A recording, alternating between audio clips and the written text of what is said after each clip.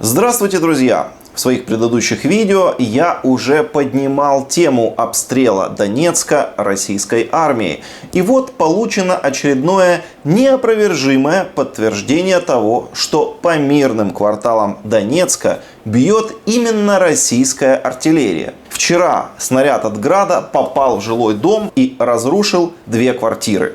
Конечно же, российские СМИ тут же возложили вину на украинскую армию и стали писать свою обычную ложь о том, как украинские военные якобы специально бьют по гражданскому населению Донбасса, но в этот раз у них случился очевидный прокол.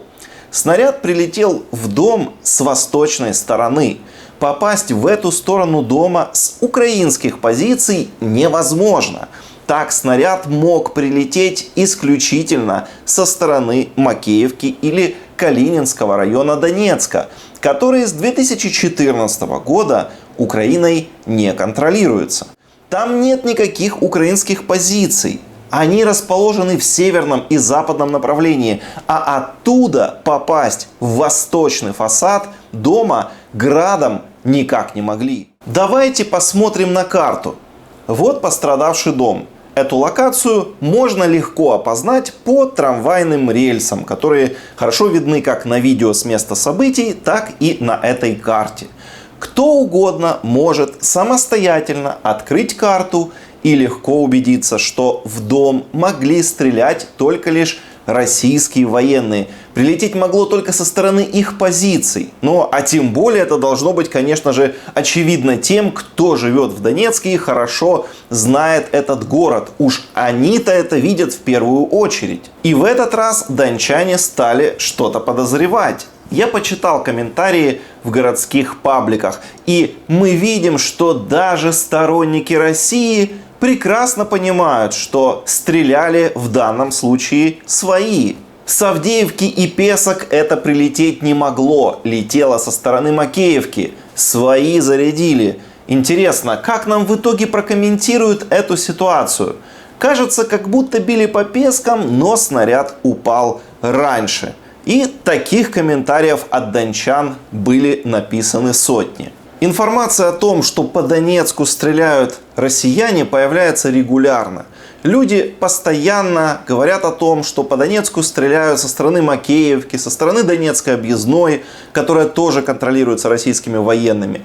Люди слышат отчетливо звук выхода, то есть исходящий выстрел, потом проходит буквально 1-2 секунды и сразу прилет. Это означает, что по Донецку бьют с территории города. То есть исходящий происходит где-то рядом. Если бы били украинцы откуда-то там из Авдеевки, то так исходящий звук выстрела в Донецке не был бы слышен. То, что люди слышат звук и сразу прилет, это означает, что по городу бьют с территории города. То есть с той территории, которую контролируют россияне. Когда снаряд прилетает и попадает в асфальт, без экспертизы очень сложно определить, откуда он прилетел. Но российские оккупанты, конечно, никогда никаких экспертиз не проводят, а сразу говорят, что это стреляли только украинцы, это все бандеровцы обстреливают. Но в данном случае снаряд попал в дом, и тут уже четко видно, с какой стороны стреляли. Так прилететь снаряд мог только с российских позиций. И это железобетонное доказательство того, что российские военные обстреливают Донецк. Нравится кому-то или нет, мы это сейчас четко видим. Это попадание могло быть намеренным, а могло быть случайным. И если бы оно было случайным, россияне могли бы просто признать это, извиниться, выплатить компенсации пострадавшим и все сказать: ну да, бывает, так получилось, извините.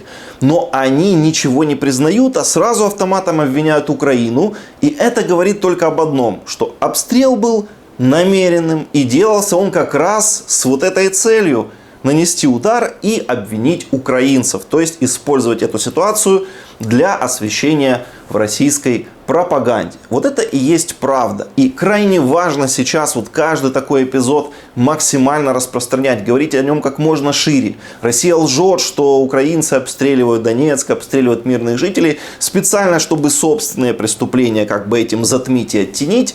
Но мы видим, что происходит на самом деле. И вот такие доказательства того, что именно россияне обстреливают Донецк, нужно показывать на весь мир. И в России, и на все мировое сообщество. Поэтому, например, я и делаю английские субтитры к видео. Это очень важно, чтобы донести до максимальной аудитории.